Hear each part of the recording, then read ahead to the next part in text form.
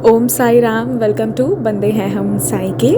और बाबा की कृपा से मैं आपको आज मोनालिसा जी का ही और भी जो अनुभव था वो मैं आज सुनाऊंगी। और जैसा आप सब जानते हैं कि उनकी बहन इस वक्त थोड़ा बीमार है, तो प्लीज़ उनके लिए आप सब दिल से दुआ कीजिएगा।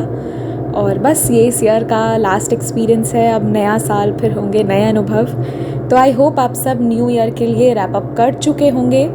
जो चीज़ें छूट गई, चली गई, मिस आउट हो गया, या जो चीज़ें आपको हर्ट करती हैं उसे आपने आई एम प्रिटी श्योर पीछे कर दिया होगा और अपने आप को एक फ्रेश स्टार्ट देने के लिए बिल्कुल रिफ़्रेश कर लिए होंगे। मैंने प्लान आउट योर 2022 वीडियो थोड़े दिनों पहले ही डाल दिया था।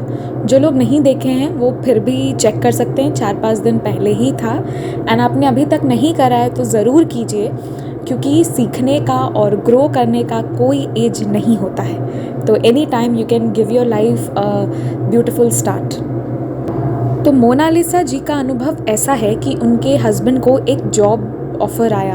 अब उनका ये था कि अगर हम आपको लेटर नहीं भेजेंगे तो आप समझ लेना वो अपने आप रिजेक्ट हो जाएगा। और वाकई में उसके बाद जो अब्रॉड में जो सैलरी के साथ जो जॉब उन्हें चाहिए थी वो मिल गई थी, बट उसका लेटर नहीं आया, विच मेंट कि उनका रिजेक्शन हो गया था। तो ये बहुत डिसअपॉइंटेड थी कि उनका रिजेक्शन क्यों हो गया। उसके बाद ये लोग उससे थोड़ा दुखी थे, तभी इनकी जो मम्मा हैं उनका वो स्लिप कर गई और उनकी पीठ की हड्डी टूट जाती है।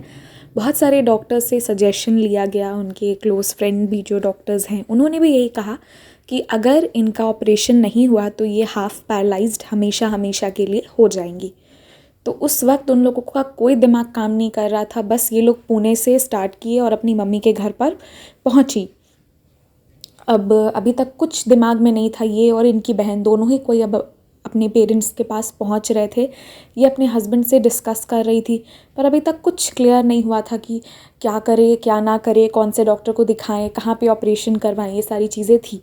बट दिल्ली से एक डॉक्टर जो थे वो हर 15th डे जो उनके घर के पास एक हॉस्पिटल है वहाँ आते थे, और जो प्रॉब्लम उनकी मम्मा की थी वो एग्जैक्टली उन्हीं चीज़ों को ट्रीटमेंट करते थे।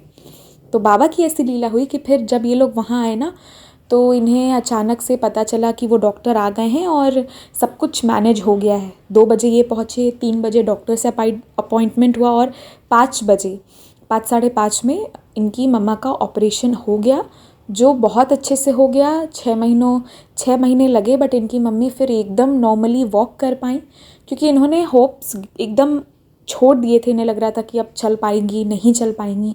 सिचुएशन बहुत क्रिटिकल थे। भले ही ये बताना बहुत सिंपल है, आसान है, बट आप सोचिए रियल में जिसके साथ ऐसा हो कि कोई गारंटी नहीं हो। बट बाबा की कृपा रही, वो ठीक हो गई, वो चलने लगी। सबसे ज़रूरी बात, जो हाफ पैरालिसिस का डर था वो ख़त्म हो गया। अब यहाँ ये था कि इन्होंने बाबा से ही, जब इनके हस्बैंड का जॉब चला गया था तो इन्होंने बाबा से कहा था ऐसा क्यों हुआ, क्यों हमारे मनचाही जॉब हमारे पास दे के चली गई।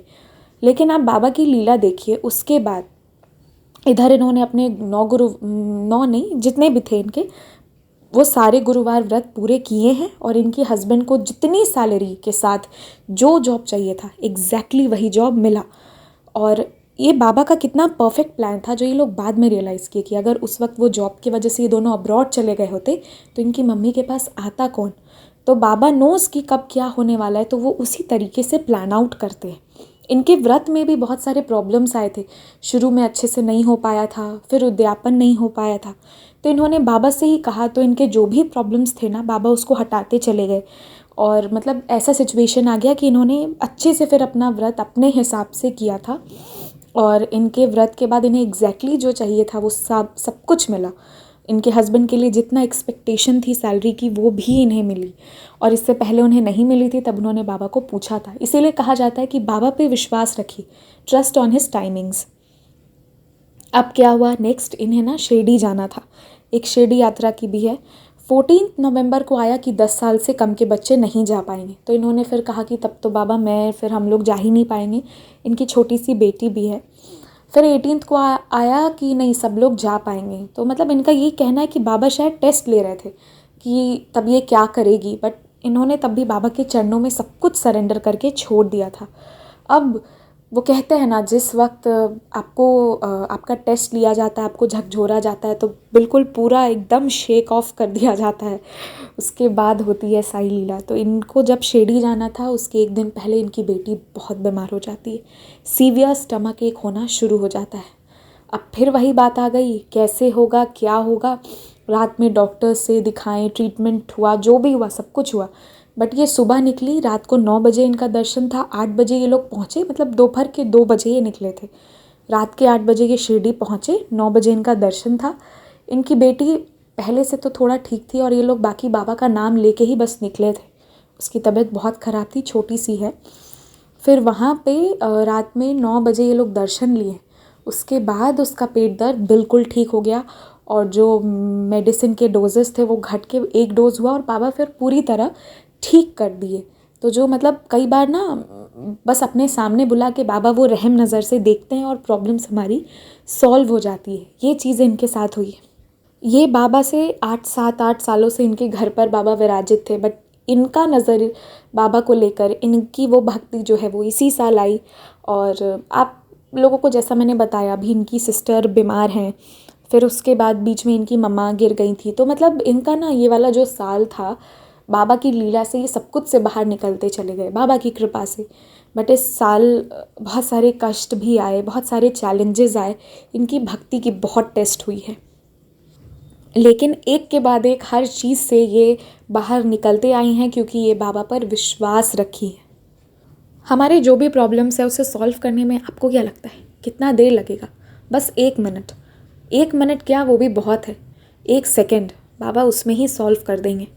पर वो ये भी कभी कभी देखते हैं कि सामने जो है वो उस चीज़ को एक्सेप्ट करने के लिए तैयार है या नहीं, जो मैं दे रहा हूँ वो लेने के लिए तैयार है या नहीं।